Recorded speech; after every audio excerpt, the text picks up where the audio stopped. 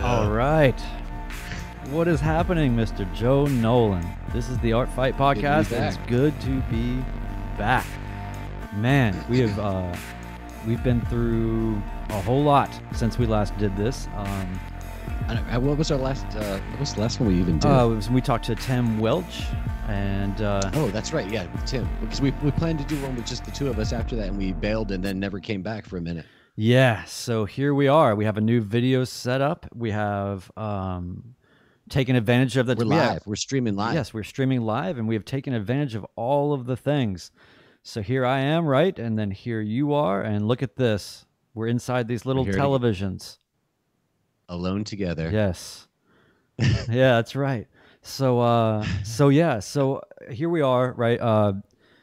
A lot of uncertainty, a lot of weird times, but I mean, we're here and we're healthy and everything's, yeah, so far so I mean, good. it's a lot to take in, isn't it? Yeah. Well, yeah, it's definitely been weird, and it's been a thing of it's been interesting seeing people adapt and change and try to, thrive and keep their health intact, keep their livelihoods intact, keep their creative practices intact. I mean, all the things we're all doing.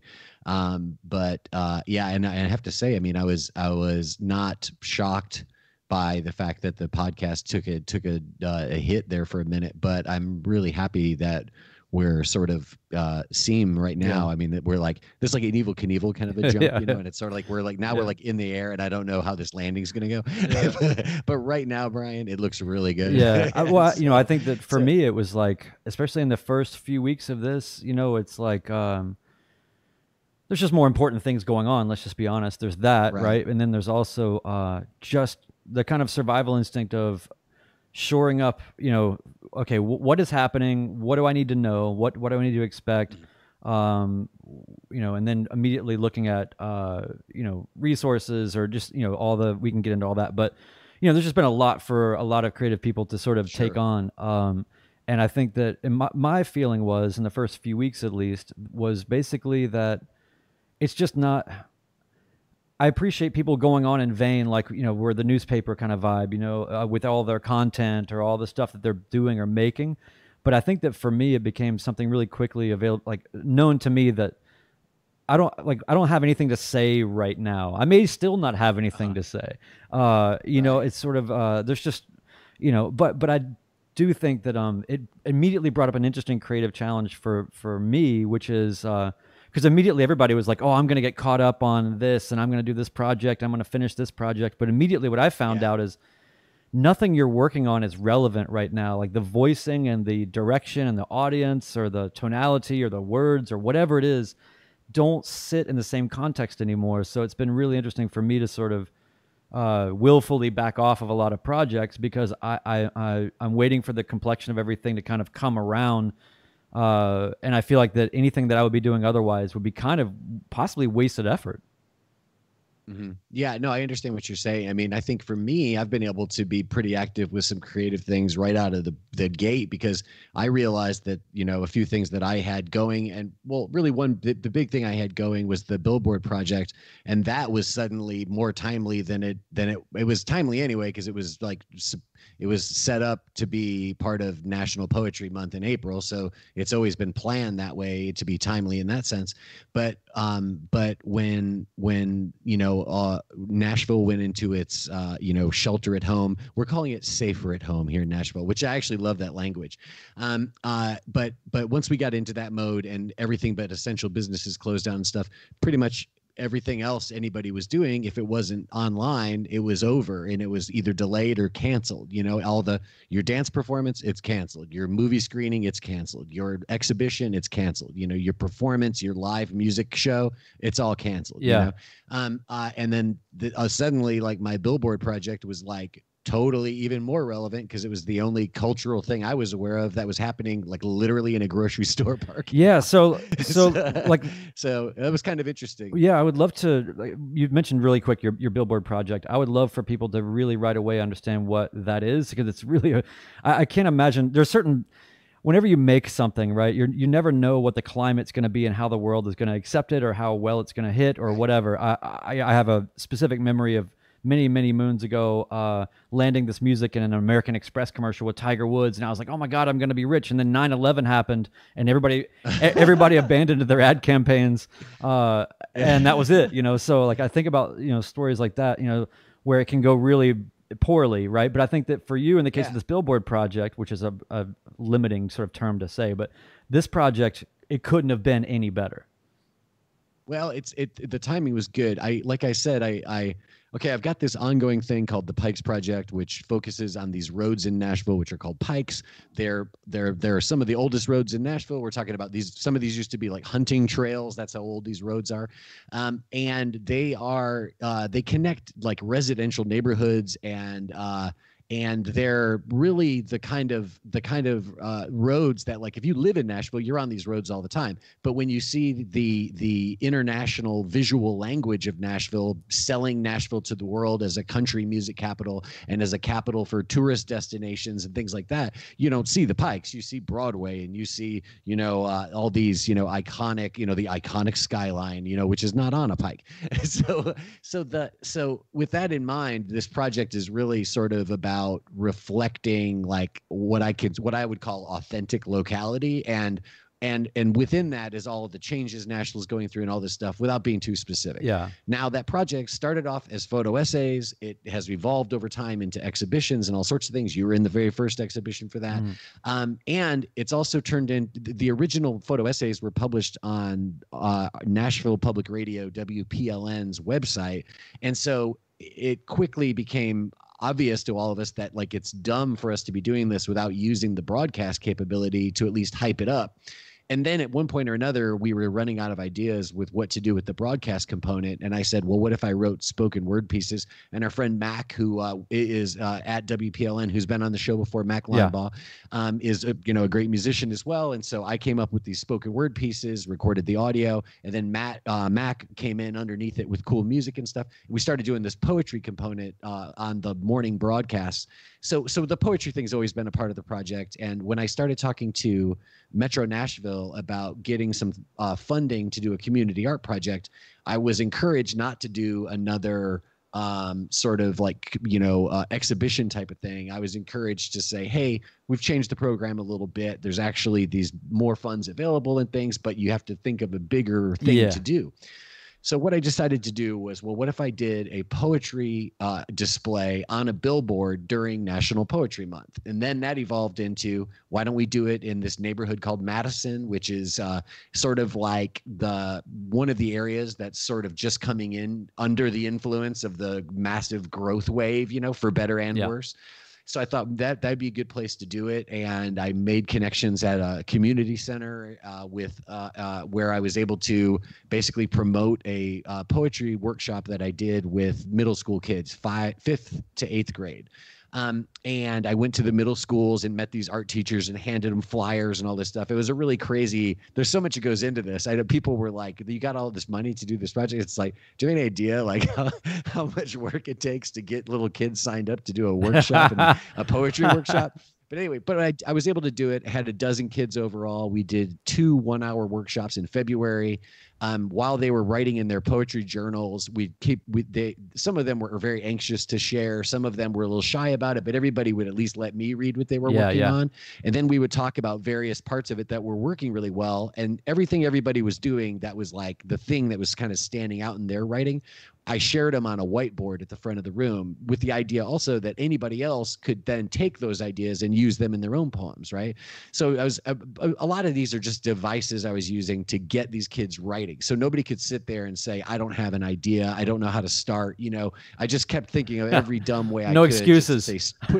No excuses. Put words on this page, and you're here for it's supposed to be an hour, but it would end up being about 40 minutes was about all we could really get out of these kids. 40 minutes of concentrated poetry, which is a lot probably when you're 13. But anyway, with all that in mind, when it was all said and done, I took all that information, the sort of distillation of the experience, off this whiteboard and basically edited it all down into like a 4-line poem that I felt really captured not only the actual poetic ideas and images and things like that, but also just sort of encapsulated what I hope these kids also felt was like a sense of the workshop experience, basically. So it was something that represented everybody, you know, and it really is not a poem I take credit for. It really, I just kind of edited it together, but it's really their ideas and their words, you know. And we put it up on the billboard. A friend of mine who's a great graphic designer did the graphic design for it. I was able to hire a local billboard company, so it's not even like a national outdoor advertising company. Literally, all this money went right back into the local economy. And it just so happens that I was at this really busy intersection in Madison, and I chose that spot because it was a big ass sign, and because it was at a spot where I knew people would have to stop because of the lights and things like that and read it. There's also 2 grocery stores right there, which I thought was cool because I thought, well, people will be getting in and out of their cars and they'll look up and they'll see the sign and it'll get their attention, you know? Well, little did I know that the whole, you know, country, really, the whole world really was going to get shut down like right before this all happened. And the only places in the city where anybody would actually be would be exactly places like this. So all of a sudden it took on this whole new meaning because I had this cultural, and that's really kind of the point. Like this is a project that you might describe as creative placemaking. And in creative placemaking, you identify a community that's not normally associated with creative culture, right? So a bunch of little middle school kids who nobody pays any attention to, right? It's like, well, what if we go into that community and we amplify their voices in a part of the city where, you know, even though actually Madison, Tennessee has a lot of like background country music history, a lot of big time stars lived in Madison or came from Madison. But in contemporary Nashville, there's not gallery spaces and well, there's one live music spot. Dee's is pretty fun. Yeah.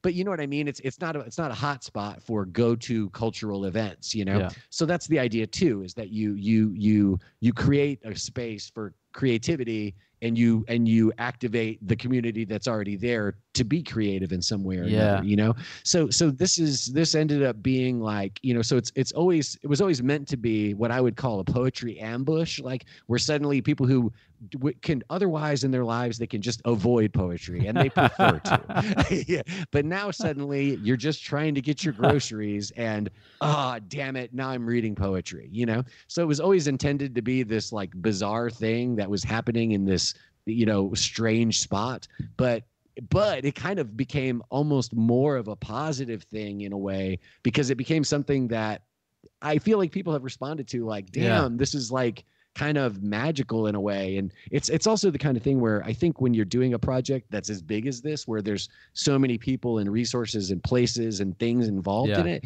I think you got to stay clear on what you're trying to do. You have to come up with a good plan. You got to execute every part of it. But at the end of it all, you don't have a whole lot of control over a lot of this stuff, and you're kind of just hoping that it comes together. Yeah, isn't that kind of how the location itself worked out for where that billboard is? Because it's basically looming over the main grocery store in that area. So was that right across the street from the other grocery store in the area? Right. So it's insane just how that location just turned out to be. So I mean, it was way more perfect than. Because if it would have been at some of the other locations I had in mind, they might have been heavy traffic areas where people stop and stuff. But nowadays I would have been kind of like, oh shit, like nobody's going to really see my sign now. But instead I'm like, everybody's going to see my sign. And it was helpful too, because that story became part of the story. So I think I've been able to get some people to write about it and pay attention to it who might not have otherwise, because there's a lot of people right now who are like dying to write about something that's creative, but also like in real life. Like you can get in your car and go see it, you know? Yeah. And that's, I think people are a little tired of streaming and things like that. Right. Well, of course, we thank everyone who's watched the podcast. But I think that, the timing couldn't have been any better. Also, just obviously everything shuts down. People are starved for some, you know, and it's big, but it's not loud. You know, it's looming, but it's not. You know, it's childlike and it's made of sort of, you know, childlike sentiments. You know, so it's not. I think it just happened to be like sort of a hit. You know. because of obviously chance and a bunch of ridiculous circumstances, but it would have been great anyway, right? So, but I think anything that's stronger, I think anything is stronger if it's born out of some sort of collective, sourcing, right? Like if you're working with kids, or if you're doing cultural exploration or looking around, and trying to document, or, there's something about having an exercise that precedes the work that I've seen a lot of other people have be really valuable to their work. Mm-hmm. Yeah, well, you'll relate to this, because to me it was very much like what I would do what I was doing on the record I'm making before we had to quit kind of making the record, because right now we're at a stage where we're all kind of like, I don't want you to send me mixes, to my Dropbox. I want to go mix the record with you and like give it a few weeks and we'll get it finished, But I think when you're producing an album, especially if you're actually, not just using sounds and things, if you're, working with musicians and other people, then I think that it's kind of the same thing, where you've got to organize this whole thing. And then at the same time, you've got to be able to like let go of the individual elements and like let these people do what they do, and remember that they're in the room because you put them there and you were right. Yeah. Okay. Well, then get out of their way and let them do their thing, And then when the whole thing comes together and it's sort of greater than the sum of its parts, it's just, I'm very grateful about it. So it turned out pretty cool to have that. And then creatively, otherwise, the other things I've been able to do have been things that have come up because of the situation. People have, a local guy here in town, Jason, who does a lot of different mail art projects.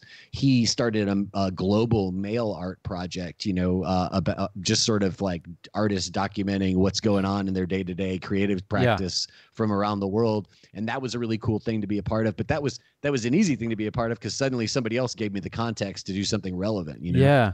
Well, so what's the future of that, in terms of, is it something that's going to sort of continue in a different way? Is it sort of a one-off relative to the Metro Arts, or how does that work? What happens next? What do you say about the Billboard? No, the Billboard's just the Billboard. So it's up for the rest of National Poetry Month. So that's the whole, when you see the Billboard, it's got the poem, it's got the imagery, and down in the corner it says, Madison Community Center Poets celebrate National Poetry Month, April 2020. Yeah. So it's there to highlight poetry during the one time of the year when anybody cares at all about poetry.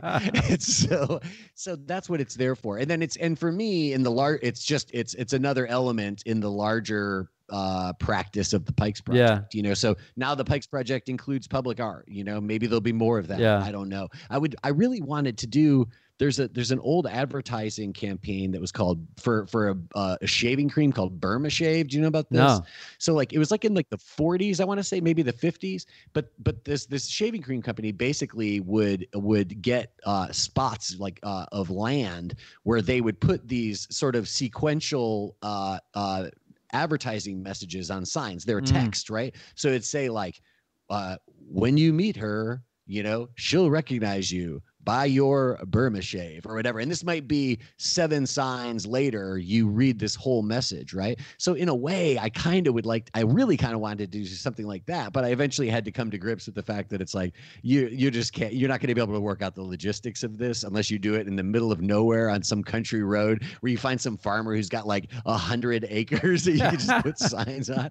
So and maybe that would be cool too. But I don't know. I mean, it might be fun to do something like this again. It is, I do sort of recognize that just the idea of doing this kind of thing in a lot of other locations during other Aprils, during National Poetry Month. Yeah, maybe I could do that again, but I don't know. Right now, it was cool to take this whole thing to the scale of a 50-foot billboard in the middle of the city. You know what I mean? So, or in the middle of the neighborhood in the city anyway, and now I don't really, I'm glad it's up. I'm glad it's gotten some attention, and National Poetry Month's almost over, so everybody can start ignoring it again.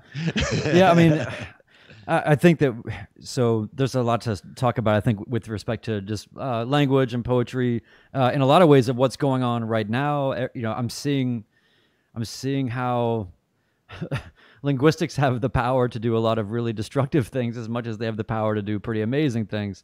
It's been a pretty strange time for that, but you being an actual working and professional writer, thanks to you and your connections, we are going to be guesting at the American University Writing and Fighting class on April 28th, I think. Is that right? I think so. Yeah. I haven't talked to her about it since we said we would do it. So hopefully that's still on. So just to sort of turn and that'll be with Nancy Kidder, former Art Fight podcast That's guest. right. That's right. And, have you been watching any of her classes? So basically, real quick catch up, everybody. Go listen to our episode with Nancy Kidder. She's a professor at American University. She teaches a class called Writing and Fighting. And she's basically weaving culture and history and politics and, any number of sort of threads through the prism of writing about martial arts or combat sports or boxing or what have you. And so this class has been sort of, I believe, sort of the darling of a lot of the combat sports community. And a lot of people have been coming, some of the biggest broadcasters, some of the biggest names in the business and thinkers in the business have been going and making appearances in her class. And so I feel very honored to even be, I think we're going to be like sort of the kind of like the Bill and Ted. It's going to be a little unwieldy. We're not going to be as polished and maybe as directly relevant, but for those who don't really understand, we cover art, we also cover fighting, and we talk about how those things relate.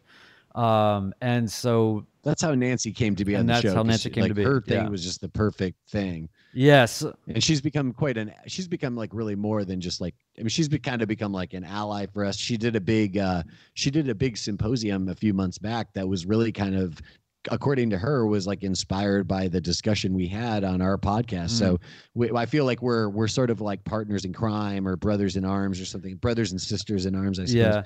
Yeah. And so, obviously there's probably a lot of new people getting video or whatever for the first time on our whole sort of situation. But basically we've been doing this for 2 years, if not more. And we've been talking to a lot of fighters, a lot of coaches, a lot of practitioners in the realm of martial arts, combat sports media, a lot of people that are sort of in and around that whole sort of world. And we've just found it endlessly fascinating to talk to people that are covering the sport or involved in the sport because they all have something or some wisdom or some experience or some insight, that I think has been really helpful in my creative practice. And I'm sure it's probably been a whole huge component for you, Joe, being a practitioner of the martial arts for so long. But ultimately, we're also just fight fan geeks. So we just kind of use that to get credentials wherever they'll have us. Yeah, pretty much. That's pretty much it. Yeah. And then if again, you're making a good point that there may be people who are coming to this for the first time. So in addition to talking to all these, fighters and coaches and martial arts specialists of one kind or another, authors, media people, we also are regularly talking to painters and dancers and all sorts of people who are creative because like, as we found, among these people in combat sports, creativity is a huge part of being successful in that world. And among, the people that we've met in the creative worlds, being able to stand in a struggle and not give up is a big part of it as well, as we're finding with this whole crazy thing that's going on. It's not easy to be an artist or a fighter, and there's a lot of overlap between those two worlds that Brian and I always talked about, and that's really how this podcast came to happen. So if this is the first episode you've seen, you're in luck because we've got 87 episodes. This one's 87. Okay, so plenty of viewing while you're binging content, waiting for your bartending job to read. Yeah, well, and then also I think an interesting array of sort of other kind of wild cards. We've talked to a lot of really. I hate to use the word YouTubers because it sounds really diminutive or stupid, but we have had really good conversations with Regular Car Reviews, who just put out a really great special on the Vanagon. If you haven't followed Regular Car Reviews, go check them out. We've also talked a lot with some of the luminaries in music and jazz and hip hop and a lot of different just wherever something's interesting going on and there's something more to it that we just want to sort of get at. We just have them on. So we had this great idea to have a podcast that's kind of the Seinfeld of podcasts in terms of it's about nothing and everything at the same time. But there is no hugging. Right, that's right. But no but I do think that there is like a reason to one of the things I've always taken pride in and what we've been doing is that all of our content is, I'm so glad I can do air quotes now, Joe. Yeah. And people can see them. I know, and I can just gesture like I always do anyway, but now people can see the power of the gesture. The Joe paddle. So get there. It's like get there. Find the idea. Find the idea. What the hell was I even saying? I guess I was just saying that the stuff that we've been recording for a couple of years, anybody that wants to go back and listen, you're not, I mean, we do talk about artists' current exhibitions or, various things that might be current if they have a new book out or whatever. But ultimately, all of the stuff that we've done is, evergreen. It's valuable and insightful, I think, at any point in time for any reason. So definitely I encourage people to go back through because it's quite an array of people that we've been able to have on this show. And I'm just... You can find them wherever you listen to podcasts, or you can just go to artfightpodcast.com. That's right. So then otherwise, we should probably turn our attention a little bit to the fight world since we've been kind of hinting at it. Sure. We can kind of, I think that as we do these more video style and whatever, I think that we're going to have to sort of be a little bit more organized. And maybe a slightly less tangential, but in terms of... We've prided ourselves on no organization. Yeah, it's carried us this far, which I'm not sure how far that is, but... Maybe it's like one or two emails with a guest, and that's pretty much all the organization there is. That's right. So what I want to get into is just this idea that we are starting a new thing, and maybe we do a little bit of art and we do a little bit of fight, and so we've covered a lot of the art, and now we can cover some of this fight noise.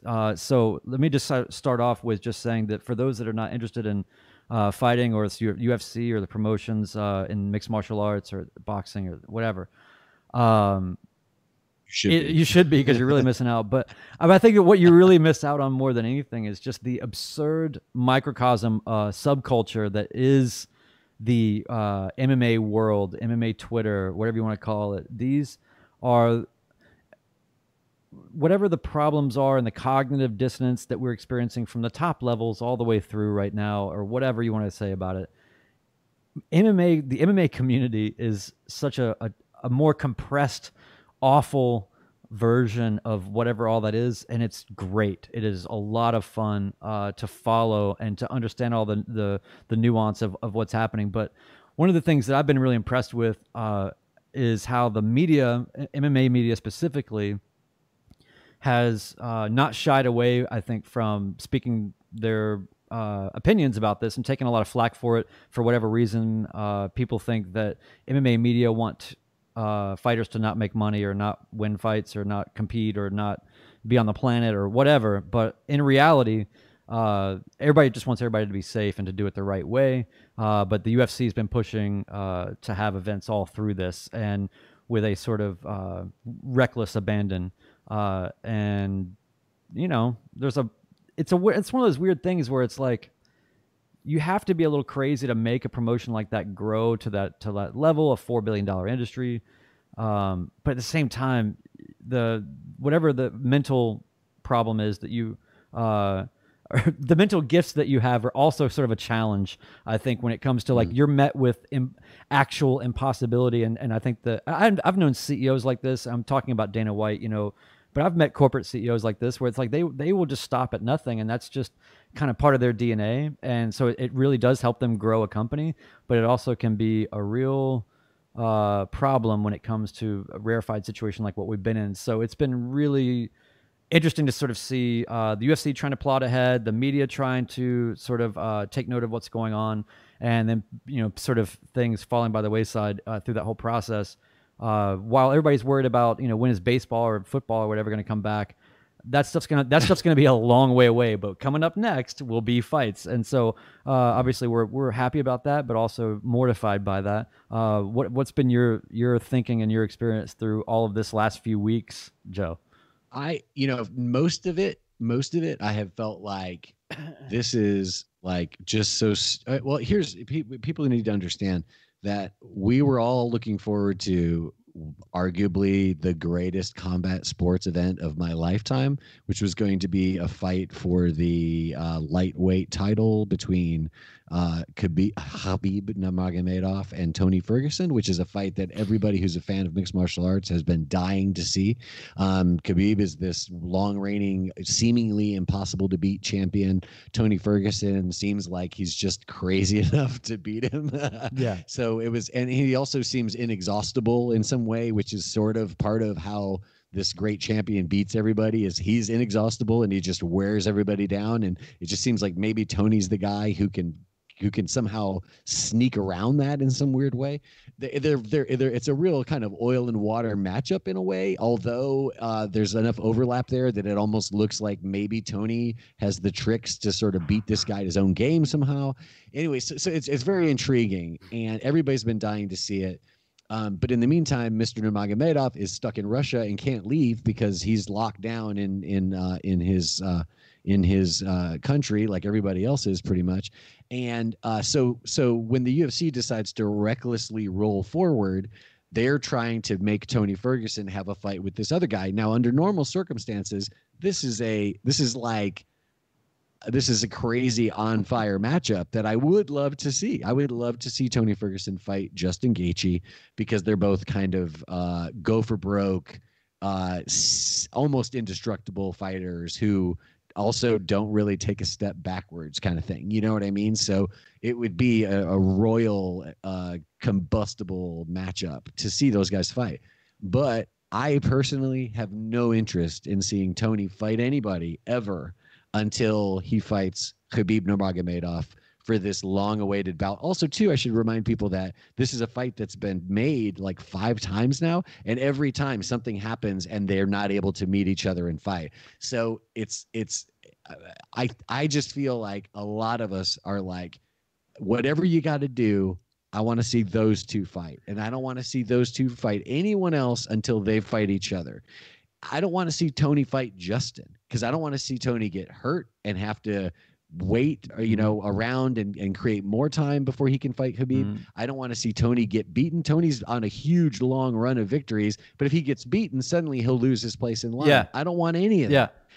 And so with that in mind, it's like I just do not feel like just getting another fight no matter what, come hell or high water.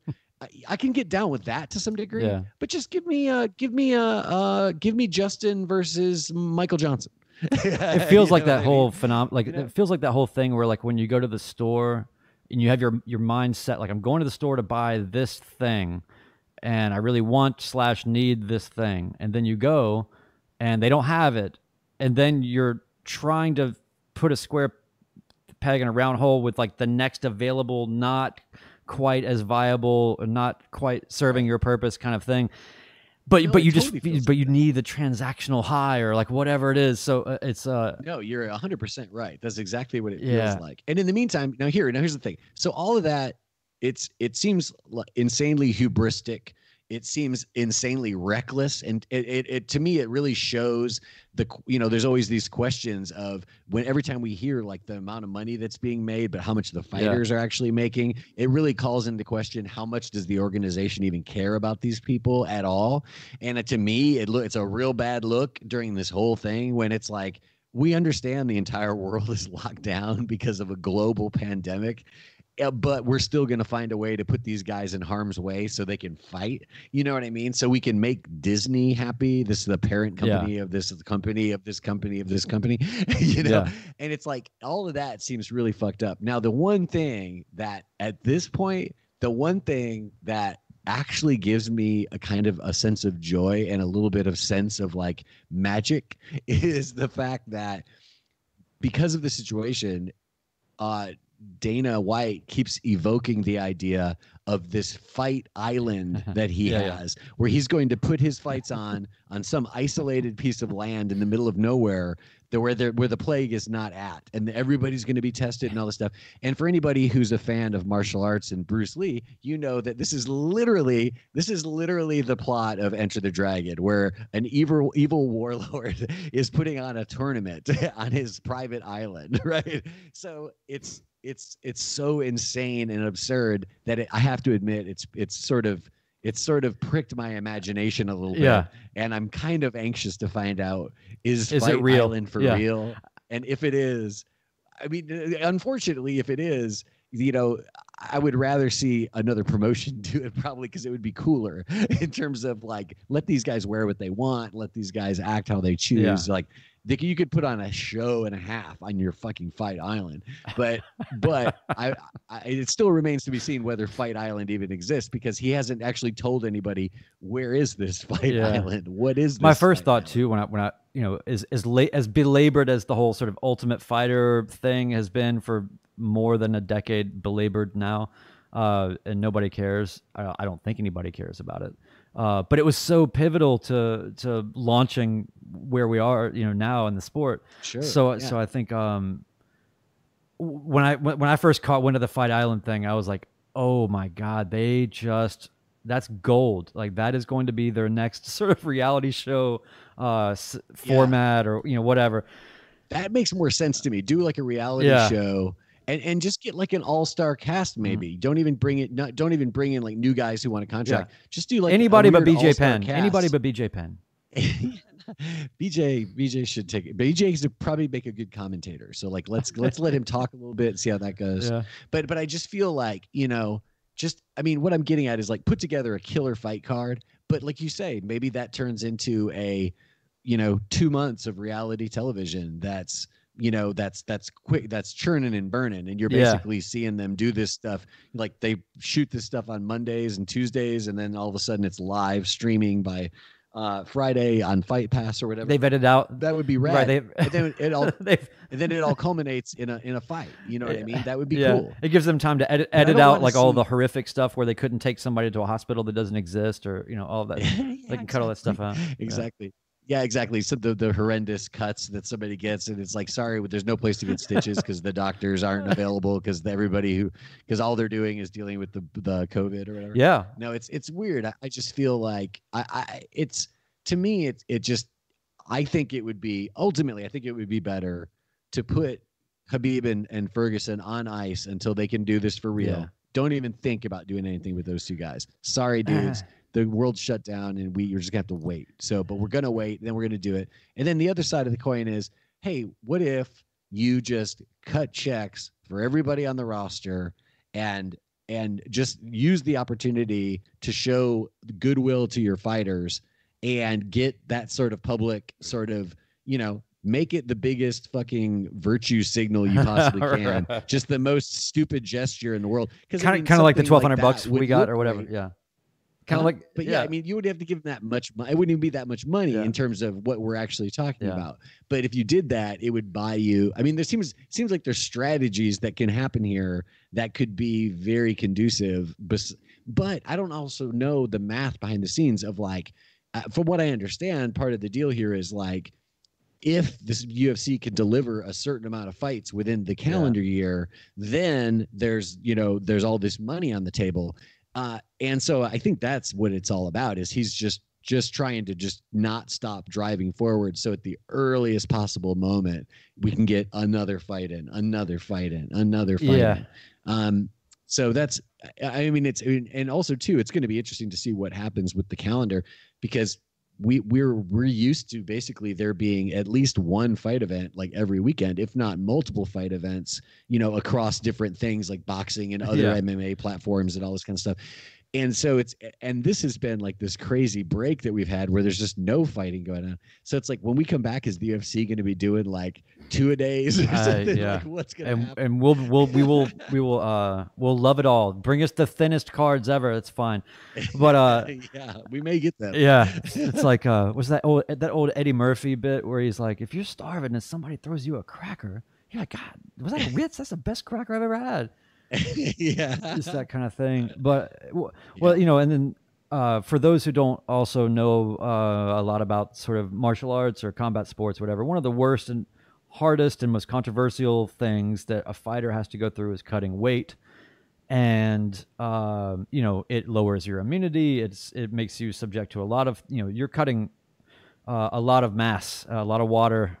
You're and putting your mind and your soul really through it. And I've never cut weight, and I will never cut weight. And I'm Good so idea. glad that I didn't listen to the people. I mean, of course, I should have wrestled when I was in high school because I was really small, and people wanted me to wrestle because they didn't have anybody for that class, Hmm. and I probably should have done it, but I didn't. If for for people to cut this weight is brutal. So as you were talking about, right, like with Tony Ferguson and a Khabib fight being canceled, uh, what does Tony go do? Right? He cuts weight Yeah. anyway on the day that the fight would Yeah. have been and shares all this Yeah. out over social media. And I'm just like, I- I'm trying to think of like, if you don't, even if you don't, even if you can't really stomach too much like fighting, right?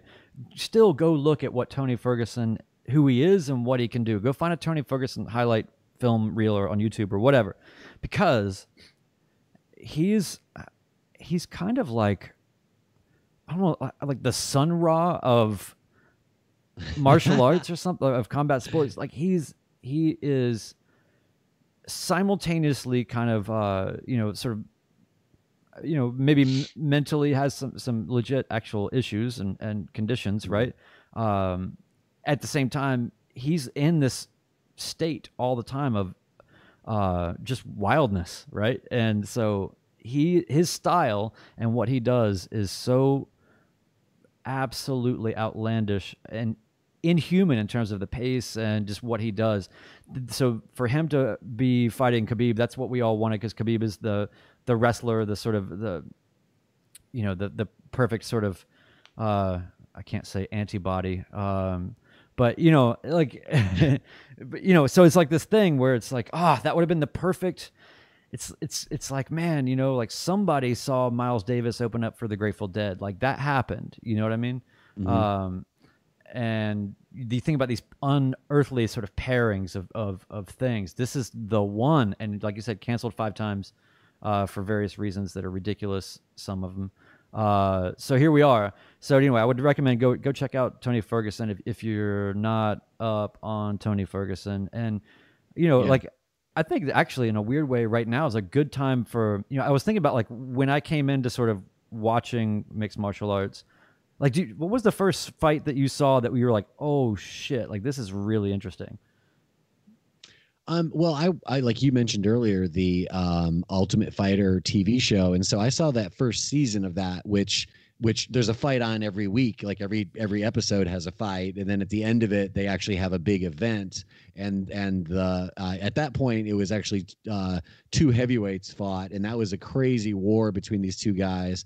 But like, so that first season for me was really my introduction to like how mixed martial arts was going to work. You know what I mean? And all those fights, like people like Diego Sanchez and all these people were on that season. So that was a great introduction for me, like seeing that stuff. And then later, I mean, I kind of fell out with mixed martial arts, like after my initial interest from that stuff. Because at that time the UFC was all these heavier weight fighters, and honestly, a lot of the fights got really boring really fast because these guys would have, maybe a really active first round, but then they'd start to get tired and it would get boring. Part of it too was that I didn't understand that much about jujitsu and stuff, so a lot of it was there's a lot of interesting things going on that really took educating to Yeah, understand like the yeah, nuances and the fascination with that kind of stuff. So I sort of bailed on it for a while, and then I started watching the WEC, which was a promotion that actually specialized in smaller fighters, and they didn't have any of those problems. They had incredibly exciting fights all the time. So that's when I started seeing guys like Uriah Faber and Dominic Cruz and um, uh, uh, what was his name? Miguel Angel Torres yeah, yeah, yeah, and Scott Brown and all these guys. Like, so you started seeing these smaller fighters who were incredibly dynamic and who really started to be the kind of fighters who embody the kind of stuff that we're talking about when we're talking about creative fighting, yeah, But Tony Ferguson to me is another example of a guy. I mean, Khabib in his own way is as well, but Tony is really the embodiment of yeah, like, well, what do you mean? What do you mean combat sports are creative? It's like, watch Tony, because, and I think your jazz references and even your Grateful Dead references right on the money, because of the fact that it's like so much of what he does seems improvisational. You know what I yeah, mean? So much of what he does seems like this guy trains his ass off. He gets in incredible shape. He has an incredible array of skills. But the thing that makes him most exciting is that his engine never seems to stop. So he just goes and goes and goes, which is incredible. And the direction he's going at any given moment, I don't think he even understands what he's doing. Anything could happen. And in his own brain, I think anything might happen. It's not like he makes it look like that. He's literally in that space just making it up, you know, and it's incredible. It's so exciting. And it's so, I mean, there's something just wonderful about watching that guy fight, because it is so beautiful because it's like overflowing with ideas and energy, and it's incredible, man. He's really something else. I mean, if we had to pick a fighter that embodies what we're talking about on this podcast, I would say it's him, probably. Yeah, well, I think also it's a testament to just sort of the spirit of play and using play, right, to expand your form or to find new ways to react to whatever it is you're doing, whether you're writing or whether you're painting or whatever. And I think that he's a person that is perfectly, I mean, people mock him, right? His workout videos and, you know, all that, because it is almost like comical, but like, who's really laughing? I mean, he's probably, you know, we'll find out, right? But it's right there, you know. So look up Tony Ferguson workout on YouTube and watch some of these workout videos, because if you want to, because really you make a good point. Like, really, ultimately, what's getting worked out in those videos is like his sense of play and his imagination, and his just, you know, just trying to figure out like, what's the weirdest way I could possibly move through space. Yeah. Well, I think that he's we had an author on our show about a year ago, Janet O'Shea, who wrote a book that I think was also very much in the martial arts realm and creative realm about this exact notion. And I think he's just a perfect embodiment of that. It's really easy, especially as you get older, to be formed in your patterns and your thinking. And man, it scrambles my brain just to watch Tony Ferguson do anything. So I feel like he's kind of doing it for all of us. But yeah, so I'm glad we talked about that. Is there anything else that we feel like in our introductory video episode that we feel like we need to cover? I feel like I kind of went a little clandestine on the live streams because I just wanted to make sure that everything was kind of working. But we'll break this out more. But hopefully people are appreciating. What are you talking about? Do you have it posted to private or something? Just your friends can see it? It's just on my personal Twitter, my personal YouTube channel, my personal Facebook. But we'll break all this stuff out depending on the channels we choose to kind of occupy or whatever. But yeah, but this is a big thing, right? Like the amount of, by the way, shout out to all the people that have been trying to figure out video, anything and everything, right? This has been a big thing right now, necessity for business and for a lot of people to stay in touch. And it's been, I mean, I'm trying to think of any other point in time where such an impetus was put on everyone collectively at the same time to have to learn how to do something and how to set something up, how to get comfortable doing it, whatever, really fast. And I'll admit that, like, I don't love being on camera. You can probably tell. And then, but we're just in a different time now. Like it's kind of like in a weird way, the only way you can kind of exist beyond your four walls, you know? So, it's nice to have the validation and experience, with other people. I've been working on a lot of, as a consultant for some various art projects, and having to work with a lot of different, artists that are needing to get work that was already sort of halfway maybe done, or whatever. How do you modulate these projects to then sort of get to this kind of new media sort of bellwether period that we're in now with all of that? So I took it upon myself to do kind of what I hate, put myself on camera, get all this stuff hooked up. You can see all my goofy split screens and everything. I hope you're proud of that. I had so much fun putting this together because it was just a way to learn, and it's been really cool to put it all together and to have it, apparently working. And we'll see how that goes. Well, I'm just excited. I'm excited about it because I mean, I felt like, it was, I missed being able to do this once a week. And I felt like, on some level, it was like, now is the time when suddenly anyone we could want is probably available because Yeah, everybody's sitting at home. You know that's what I right. mean? I know where you live. And yeah, and so I felt like, you know, hey, this is a golden opportunity to maybe get some guests on here that we haven't had Yeah. before. But I'm ultimately really happy because I feel like even if it took a few weeks, coming back at a point where now we've got audio and video and we've got your cool templates and all that stuff going on Yeah. and this new black and white look and all this, Yeah. and that we're like streaming live again, knocking on wood here. I got a little wooden box. This is all I have a wooden box my computer's sitting on. It's still a little primitive, y'all. But I feel like, you know, if we you know, took a few weeks off and now we're coming back with like what seems to be a pretty massive upgrade, then it's obviously time well spent. And I appreciate you, you know, sort of pivoting into making that happen. Yeah, it's been, I will say that it's been really hard to get it all to happen. But the first 3 days that I really put into just hammering all this stuff out, I was actually trying to do something a little bit sort of like beyond the capacity of the tools that I had. And I was trying to do some runarounds, and kind of got into trouble. But I learned so much in the 3 days that I spent pulling my hair out. It was fantastic. And then when I finally got all the right things, everything was just bam, right together. And it's cool that this works. I'm going to be able to use this for, you know, a lot of projects and a lot of work. So, it's cool. And I'm glad we get to share it with everybody that's watching. And you know, I'm glad we didn't try to force the issue with staying on our weekly cadence. But I do want people to know that we're back and we're going to have guests and we're going to be doing all the things. And this is sort of a glorified test in a lot of ways. I've got some stuff I got to still sort out, but I'm really glad that everybody has been on the streams, and we'll have an audio version that goes into our normal places.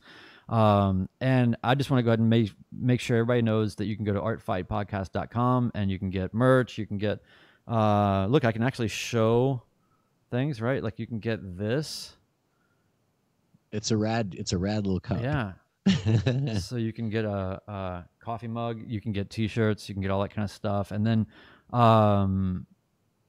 also, please go back and look at our past library and kind of get familiar if you're not already, because there's just so much there. And you know, some of the coolest things that I've heard in the whole time we've been doing this is, you know, when people say, you know, like, I heard you guys talked with that author. I immediately went and bought their book, and it changed my life, or, you know, whatever. Just being able to connect different people with different sort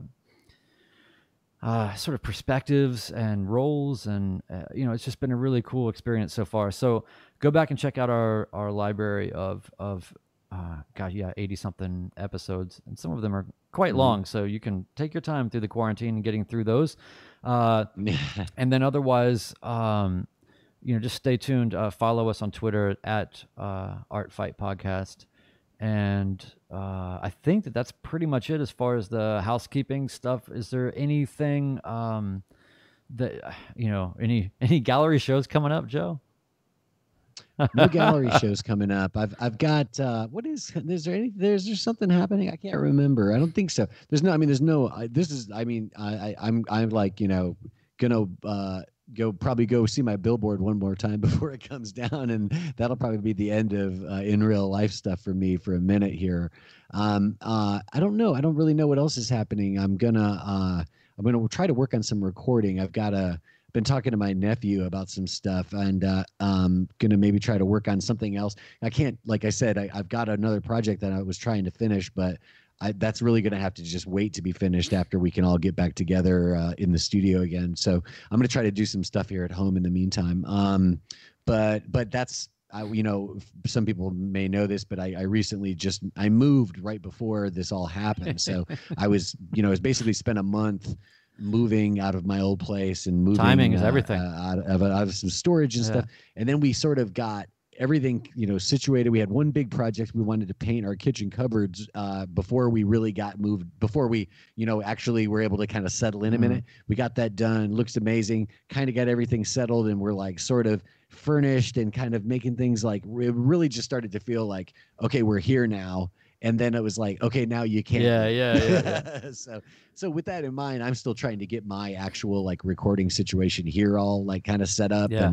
and of course I've just had to hit the brakes on lots of stuff. I was literally going to take my guitar in like 3 days before it was like my wife and I were like, okay, we're not going anywhere now. We're staying home. This is like the beginning of us not Yeah, yeah. leaving. And like 3 days later, I just been on the phone to a friend of mine, and I was going to take my guitar down to Gruen Guitars, which is like this legendary guitar spot in Nashville, because your acoustic guitars need like they need tender loving care every so many years, and mine's overdue for it. So I was going to take it in and get it all fixed up and set up and just perfect. Yeah. And I had to settle for, I'm going to wipe it down and put some new strings Yeah. on it. Well, but I think it's a good time to. I've been, fixing old broken gear or assessing things that I kind of just had left alone for a while. It's been a really good time to sort of just churn everything and also get a pretty good sense of like what's worth doing right now and what feels good to do and what doesn't, and having just this kind of permission across the board to just kind of, if you don't feel like doing it, don't do it. And and this is all the luxury that we get to get, and this is where I would really want to wrap up, but like my brother is a nurse out in the field right now doing his thing. He sent me a picture today, and it was just like, man, oh wow, so he's in North Carolina doing that. Is he in New York? In North Carolina. So I think about that and other friends I have that are nurses. I'm very appreciative of what you guys are doing, and I'm so glad that I am fortunate enough, and that we are fortunate enough to be like, hey, I'm gonna make a cool live stream setup or whatever, how lucky. So hopefully we can do something more with the platform as we kind of keep building it in this new sort of video idiom here. But anyway, so I think that pretty much wraps it up. Anything else for you, Joe? You can follow me at Mighty Joe Nolan on Twitter. You can follow me at Mighty Joe Nolan on Instagram, and that's where I basically do all my updates. And Brian, you're on those platforms as well. Do you want to tell them where you are? I'm right here. I'm at those drones pretty much everywhere. So yeah, and I've been updating a lot of photography portfolio work and various things. A lot of people are looking to do more interior design projects because they're inside and they're like, oh my god, I gotta change this up. So it's actually I think there's going to be a lot of opportunity for artists and creatives. But right now, just survive, take care of people, do what you got to do, and take solace where you can. So until next week, and I'm not sure who our guest is next week, but you'll know. So just find us, follow us, whatever. And I think that's it. We're out. Later, Joe. Bye.